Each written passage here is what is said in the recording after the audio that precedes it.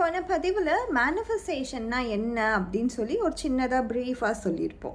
So நான் போன பதிவில் என்ன சொன்னேன்னா, அதுக்காக நம்ம உழைச்சிட்டே இருக்கணும், தினைக்கும் அதற்காக நம்மளுடைய இன்டென்ஷனை செட் பண்ணணும் அப்படின்னு சொல்லியிருப்பேன். உழைச்சிட்டே இருக்கிறதுனா நான் ஹார்ட் ஒர்க் பண்ணிகிட்டே இருக்கணுமா, நான் போய் வேலை செஞ்சுட்டே இருக்கணுமா அப்படின்னு கேட்டிங்கன்னா அப்படி கிடையாது. நம்ம இன்டென்ஷனை தான் நம்ம க்ரியேட் பண்ணிக்கிட்டே இருக்கணும். மெட்டீரியலிஸ்டிக் லைஃப், கண்டிப்பாக இந்த உலகமே மெட்டீரியலிஸ்டிக் லைஃப்பில் தான் போயிட்டுருக்கு. ஸோ நம்ம அந்த பண வரவு நம்ம கிட்ட வரணும் அப்படின்னும் பொழுது அந்த இன்டென்ஷன்றதை கம்மி பண்ணவே விடக்கூடாது. நம்மளுடைய ஃப்ரீக்குவன்சியை எப்பயுமே ஹையில் வச்சுட்டே இருக்கணும். நம்ம வைப்ரேஷனை எப்பயுமே ஹை லெவலில் வச்சுட்டே இருக்கணும். ஸோ அதை தான் நம்ம ஆக்ஷன் அப்படின்னு சொல்கிறோம்.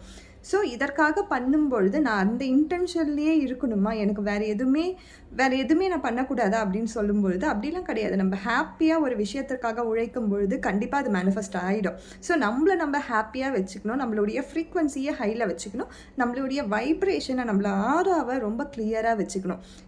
நம்ம ஒரு இன்டென்ஷனில் இருக்கும் பொழுது அதை பாதிக்கிற மாதிரி நிறைய பேர் பேசுவாங்க. பல கிராசிப்பிங் நம்மக்கிட்ட பேசுவாங்க, நம்மளையும் தூண்டுவாங்க, இதை பேசு, அதை பண்ணு, இதை பாரு அப்படின்ட்டு.